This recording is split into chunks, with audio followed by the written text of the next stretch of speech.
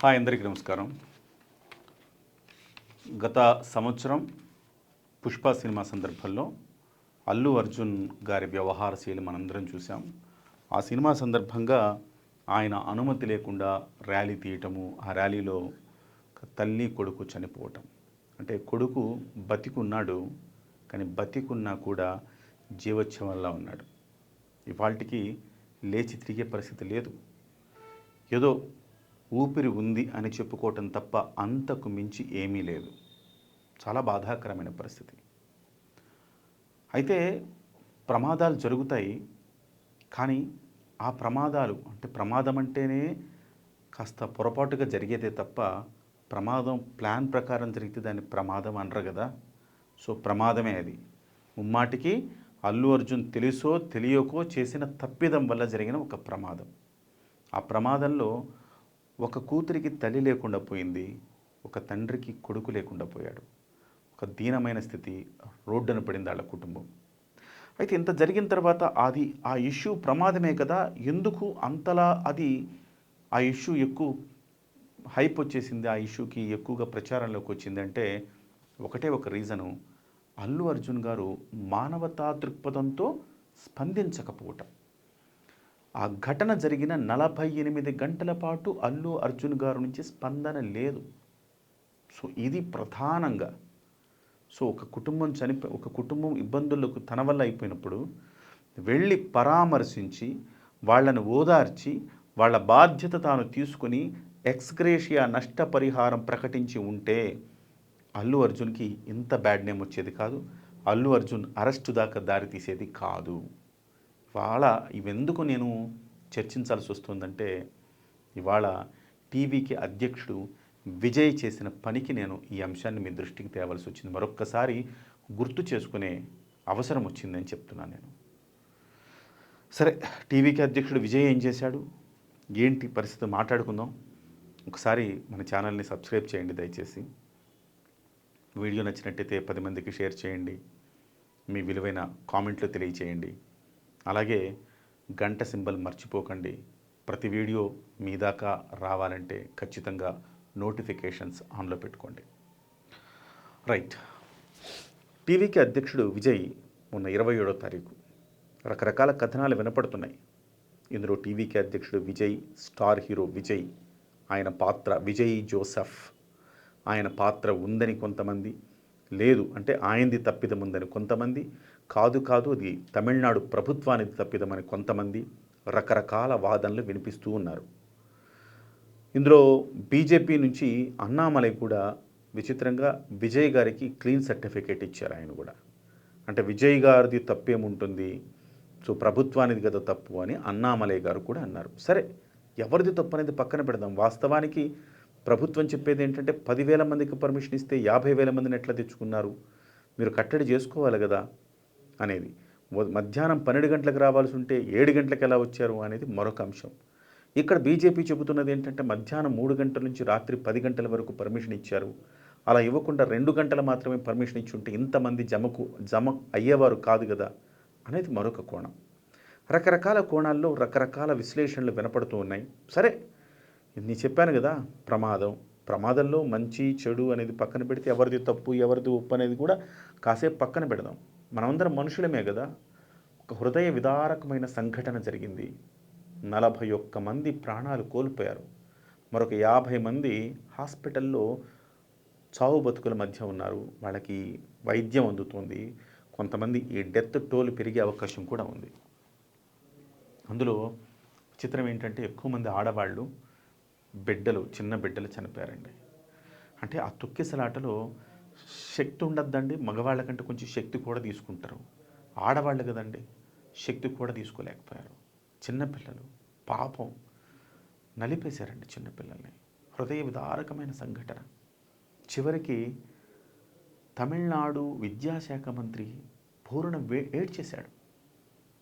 తమిళనాడు ముఖ్యమంత్రి వెళ్ళి పరామర్శించాడు. కేంద్ర మంత్రి నిర్మలా సీతారామన్ బాధితుల ఇళ్లకెళ్ళి బాధితులను హాస్పిటల్లో పరామర్శించింది. వెళ్ళి చికిత్స పొందుతున్న వాళ్ళని పరామర్శించింది. ఇంతమంది ఇన్ని చేశారు. ప్రభుత్వం 10 లక్షల రూపాయల ఎక్స్గ్రేషియా ప్రకటించింది. విజయ్ తరపున 20 లక్షల రూపాయల ఎక్స్‌గ్రేషియా ప్రకటించారు. ఆఫ్‌కోర్స్ 20, 10, 30 లక్షలు జీవితం ఖరీదా అది? ఒక చిన్నారి భవిష్యత్తు అది? ఒక చిన్నారి రేపు ఒక అబ్దుల్ కలాం అవుతాడేమో, ఇవాళ ఉపరాష్ట్రపతిని రాధాకృష్ణన్ అవుతాడేమో. సో గొప్ప గొప్ప వాళ్ళు అవ్వచ్చు కదా, సివి రామన్ అవుతాడేమో, ఎవరికి తెలుసు. కాబట్టి అలాంటి బాల్యాన్ని మనం చిదిమేసామే. సో చాలా బాధాకరమైన అంశం. దీని పట్ల హృదయం ఉన్న వాళ్ళు ఎవరైనా, మానవత్వం ఉన్న వాళ్ళు ఎవరైనా స్పందించాల్సిందే. పైగా తన సభలో జరిగితే విజయ్ స్పందించడా? ఈ వీడియో చేసే సమయానికి విజయ్ నుంచి కనీస స్పందన లేదు. ఒక చిన్న ట్వీట్ పడేశాడు. బాధాకరం, ఇది చాలా బాధాకరం అని ఒక చిన్న ట్వీట్ పడేశాడు. కనీసం మీడియా ముందుకు వచ్చి మాట్లాడడం, హాస్పిటల్కి వెళ్ళి బాధితుల్ని పరామర్శించడం బాధ్యత లేదయ్యా నీకు? విజయ్ జోసెఫ్, బాధ్యత లేదా? మనిషివి కాదా? మానవత్వం లేదా? ఇదే సమయంలో విజయ్ జోసెఫ్కు సంబంధించిన అనేకమైన సభల వీడియోలు ట్విట్టర్లో వస్తున్నాయి. వాళ్ళ సిబ్బంది చాలా రూడ్గా ఇట్లా మడిచి తెత్తి జనాన్ని కింద పడేస్తున్నారు. చాలా రూడ్గా ఇలాంటి వీడియోలు చాలా వస్తున్నాయి. విజయ్కి మనసు లేదు, మనిషి కాదు, అతను ఒక శాడిస్టు అని చెప్పేసి వీడియోలు వస్తున్నాయి. మిస్టర్ విజయ్ జోసెఫ్, మానవత్వం లేదా మీకు? 41 మంది మీ వల్ల ప్రాణాలు కోల్పోతే దాదాపు 50 గంటలు దాటినా కానీ మీరు స్పందించకపోవటానికి రీజన్ ఏంటి? దాదాపు 50 గంటలు అంటే 60 గంటలు దాటింది, అయినా స్పందించలేదు. నేను ఈ వీడియో చేసే సమయానికి ఆయన స్పందించలేదు. బహుశా తర్వాత ఏమన్నా ఇంకొక 5-6 గంటల తర్వాత ఇవాళ రేపు స్పందిస్తాడేమో తెలియదు, కానీ స్పందించలేదు. అంటే ఒక హృదయం ఉన్న వ్యక్తి ఒక రాజకీయాల్లోకి రావాలంటే మినిమం క్వాలిఫికేషన్ ఏముండాలండి? ఎలాగూ మన ప్రభుత్వాలు, మన రాజ్యాంగం క్వాలిఫికేషన్లు నిర్ణయించలేదు. చదువుకోని వాళ్ళు కూడా రాజకీయం చెయ్యొచ్చు అని చెప్పింది. ఎందుకు చెప్పింది? ఆ రోజు రాజ్యాంగం రాసే సమయానికి చదువుకున్న వాళ్ళ సంఖ్య తక్కువ, అక్షరాస్యత ఉన్న వాళ్ళ సంఖ్య తక్కువ. కాబట్టి ఆ రోజు రాజ్యాంగం ఏం చెప్పిందంటే, అక్షరాస్యత అంటే చదువుకోకపోయినా మీరు ప్రజల కోసం పోరాడచ్చు, ప్రజల పక్షాన నిలవచ్చు, రాజకీయాల్లో పోటీ చేయొచ్చు, ముఖ్యమంత్రి కావచ్చు, ప్రధానమంత్రి కావచ్చు అని రాజ్యాంగంలో నిర్వచించబడింది కదా. అంటే ఏముండాలి మరి? ఎలాగూ వేరే క్వాలిఫికేషన్స్ ఏమీ లేవు. ఇండియన్ సిటిజన్ అయితే చాలు, 25 ఏళ్ళు నిండుంటే ఓకే. సో అది కూడా సబ్జెక్ట్ టు కరెక్షన్. అయితే ఏమీ లేనప్పుడు ఒక క్వాలిఫికేషన్ అయితే ఉండాలి కదా. మనసా వాచ కర్మణ జనం కోసం పనిచేయాలి కదా. మానవత్వం అనే ఒక క్వాలిఫికేషన్ అయితే మస్ట్ అండ్ షుడ్. ఆ క్వాలిఫికేషన్ లేకపోతే మీరు ప్రజాప్రతినిధిగా అన్ఫిట్. మానవత్వం, ఆ మానవత్వం లేని మీరు ప్రజల కోసం ఏం చేస్తారయ్యా? మానవత్వమే లేనప్పుడు ప్రజల కోసం ఎలా స్పందించగలుగుతారు? చూడండి, ఇంతకంటే ఎక్కువ మంది వస్తారు పవన్ కళ్యాణ్ గారి సభలకు. ప్రతి సందర్భంలో పవన్ కళ్యాణ్ గారిని గాయపరిచే వాళ్ళు ఇతర పవన్ కళ్యాణ్ గారి మీద అభిమానంతో మీద పడిపోతూ ఉంటారు, డొక్కలో గుచ్చేస్తారు. ఇలా వచ్చి తలతో ఇట్లా కొడితే డొక్కలో పెయిన్ వస్తుంది, కింద పడిపోయాడు అనేక సందర్భాల్లో పవన్ కళ్యాణ్ గారు. కానీ అభిమానాన్ని ఆయన గుండెల్లో దాచుకుంటాడు. ప్రతి సందర్భంలో ఆయన చెప్పే మాట జాగ్రత్తగా వెళ్ళండి, జాగ్రత్తగా రండి, జాగ్రత్త అని చెప్తూనే ఉంటాడు. కానీ నేనేమంటున్నానంటే, స్పందించే హృదయం. ఒక అభిమానిని పోలీసులు కొడితే శ్రీకాళహస్తి దాకా వెళ్ళాడు ఆయన, ఆయనకి ధైర్యం చెప్పాడు.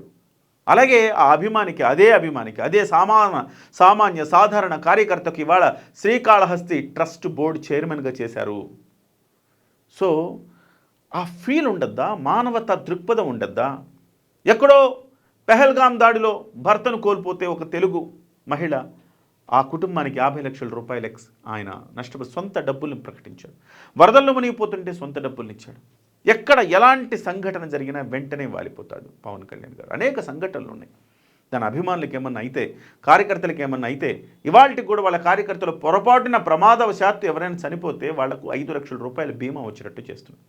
అంటే మినిమం క్వాలిఫికేషన్ ఏంటి?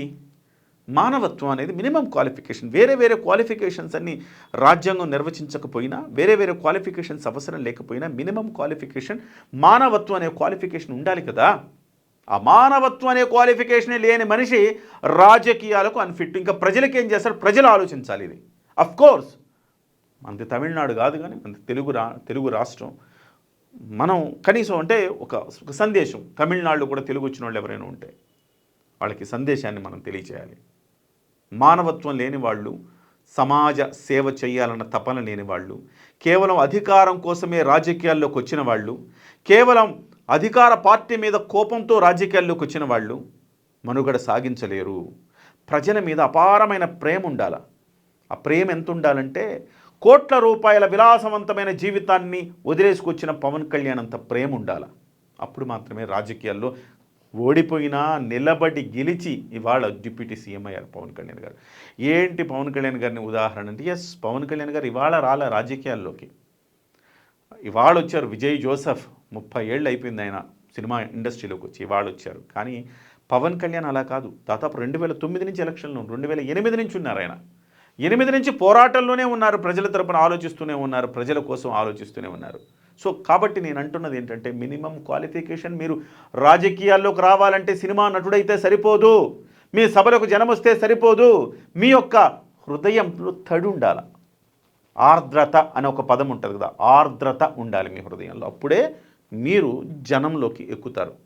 సో కేవలం ఇవాళ మీకు కనపడేదంతా కూడా అవి మాయ మాత్రమే, మిమ్మల్ని చూడ్డానికి వచ్చే జనం మాత్రమే. పవన్ కళ్యాణ్ గారికి కూడా అలానే వచ్చారు జనం. పవన్ కళ్యాణ్ గారికి తన గుండెల్లోని ఆర్ద్రతని, తన ప్రజల కోసం పడే తపనని జనం కోసం తెలియచేసినప్పుడే జనం ఇవాళ ఆయన్ని అందరం ఎక్కించారు. సో విజయ్ జోసెఫ్ ఫస్ట్ కావాల్సిన క్వాలిఫికేషనే విజయ్ జోసెఫ్కి లేదు. ఆయన అట్టర్ ఫెయిల్యూర్ అని చెప్పాలి ఈ సంఘటనలో. తప్పు ఎవరిదైనా ఉండొచ్చు, కానీ మానవత్వం లేనివాడు మనిషే కాదు.